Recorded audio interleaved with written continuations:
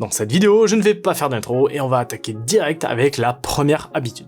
Allez, la première habitude, ça va tout simplement être d'arrêter de remettre à demain ce que tu peux faire le jour même.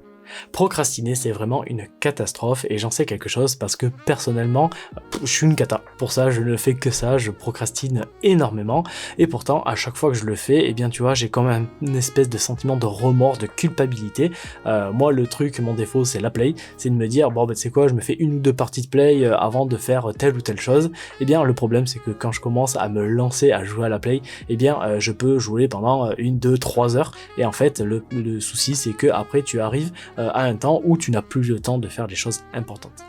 Donc vraiment, le fait de réussir à éviter de remettre à demain les choses importantes, eh bien c'est quelque chose qui personnellement, quand j'y arrive, me fait énormément de bien. Donc tu vois, quand je me dis vas-y, je vais me faire une partie de play, et qu'après je me rattrape, je me dis oh, non, tu sais quoi, vas-y, fais ça en premier, tu joueras après.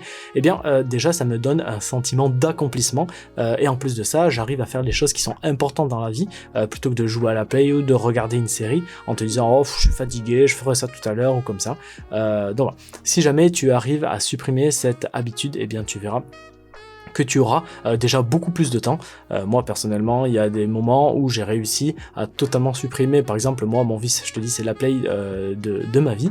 C'est-à-dire que pendant une semaine, j'ai foutu ma play à la cave et j'ai arrêté de l'utiliser. Et bien ce qui s'est passé, c'est que j'ai eu énormément plus de temps.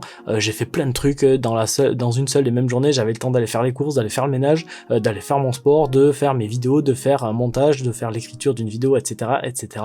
Et franchement, j'étais hyper fier de moi et c'est hyper bien.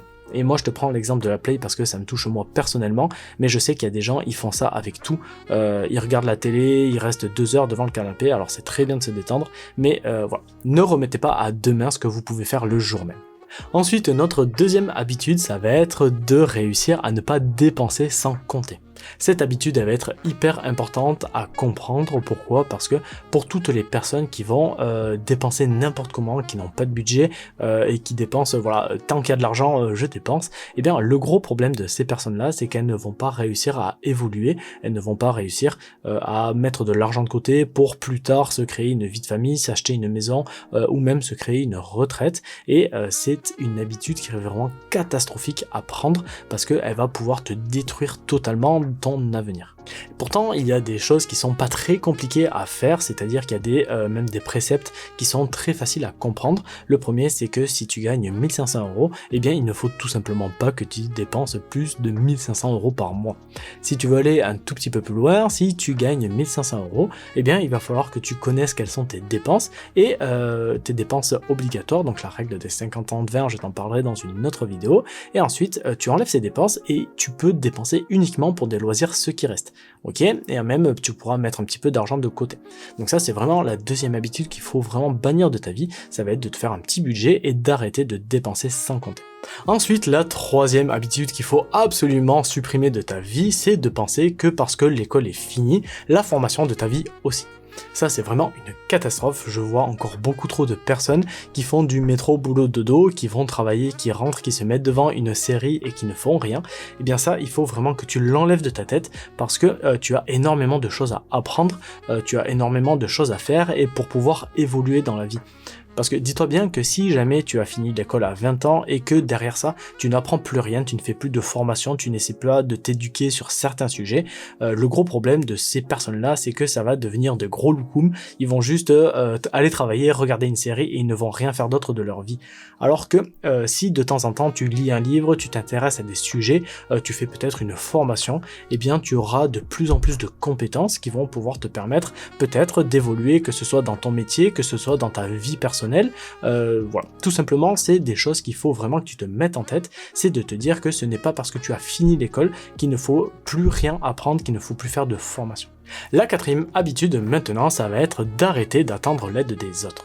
Il faut bien que tu te dises dans ta tête que les gens en ont juste rien à foutre de ta gueule. Je suis un peu cru, mais c'est vrai. Il faut arrêter de dire « Oh oui, mais là, je cherche un nouveau boulot, mais je vais attendre qu'on me contacte. » Tu vois, ça c'est des conneries. Des gens qui cherchent du taf, il y en a énormément, et tu ne seras pas le premier. Ce n'est pas parce que tu as une belle gueule, ce n'est pas parce que c'est toi, ou pour une raison X ou Y qu'on te prendra avant les autres. Il ne faut pas que tu attendes d'aide. Il faut que tu ailles te chercher ce dont tu as besoin.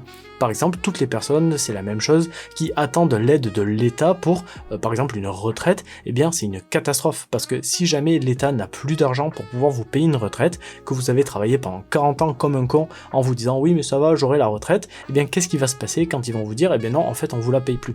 Tu vois, ça c'est un sujet qu'il faut vraiment que tu comprennes, c'est un sujet qu'il faut vraiment que tu te mettes en tête, c'est qu'il faut arrêter d'attendre que les autres te tendent la main, il faut que tu fasses les choses par toi-même, et si un jour on te tend la main, on t'aide, on te donne un coup de pouce, eh bien ce sera juste un énorme plus qui te permettra d'aller plus vite, plus haut, plus fort, mais il faut vraiment pas que tu attendes l'aide des autres.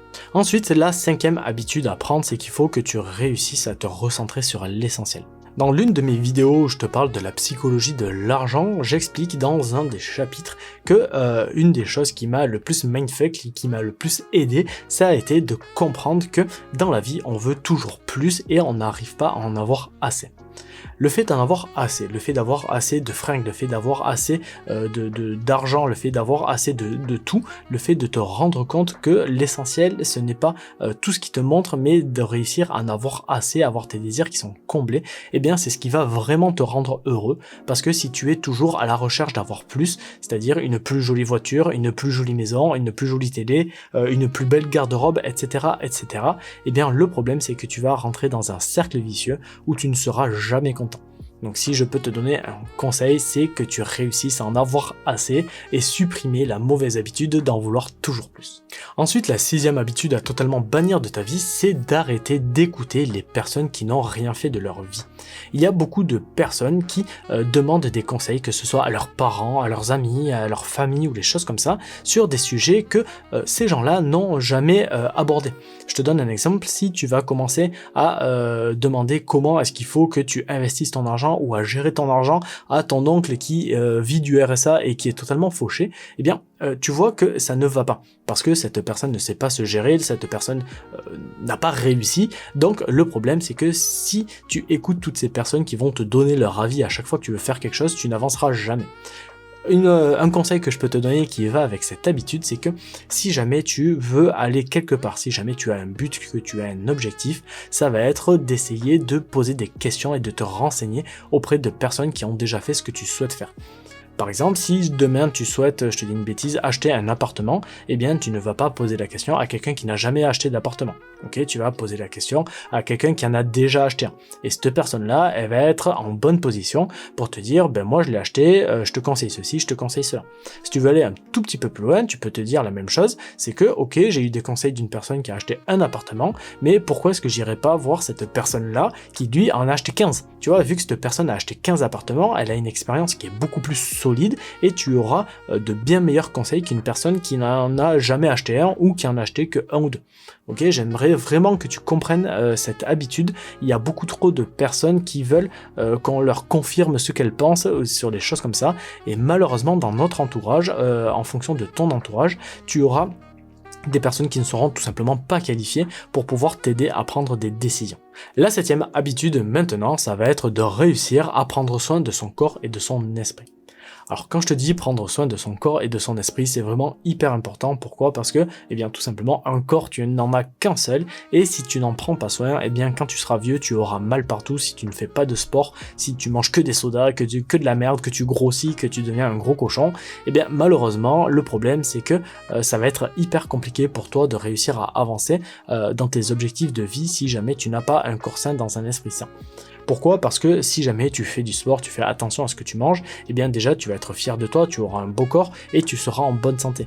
Alors que si jamais tu as des objectifs dans la vie, quels qu'ils soient, hein, que ce soit financier, que ce soit tout ce que tu veux, et que par contre tu as des gros problèmes de santé parce que tu n'as jamais vraiment fait attention à ton corps ou des choses comme ça, eh bien tu vois que ce sont des gros freins qui vont pouvoir te tirer en arrière et qui vont t'empêcher d'avancer. La même chose, ton esprit c'est pareil, si jamais tu n'as pas un esprit qui est clair, si tu n'as pas des idées qui sont claires et voilà un but particulier, précis, clair dans ta tête, si c'est un peu le brouhaha, que c'est un gros bordel dans ton esprit parce que y a machin qui a quitté truc et que du coup ça te fait poser des questions, que tu te sens pas bien et que ceci et que cela, eh bien tu n'arriveras pas à avancer sur les choses qui sont vraiment utiles et les choses qui sont vraiment importantes. C'est pour ça qu'il faut que de temps en temps tu réussisses à reprendre un tout petit peu soin de ton corps, que tu te poses, que tu arrives peut-être à faire de la relaxation ou de la méditation pour pouvoir faire la même chose avec ton esprit, faire des espèces de petits resets et de pouvoir repartir sur de bonnes bases. Et ensuite, la 8e et dernière habitude qu'il faut vraiment absolument supprimer, ça va être de casser tes barrières limitantes.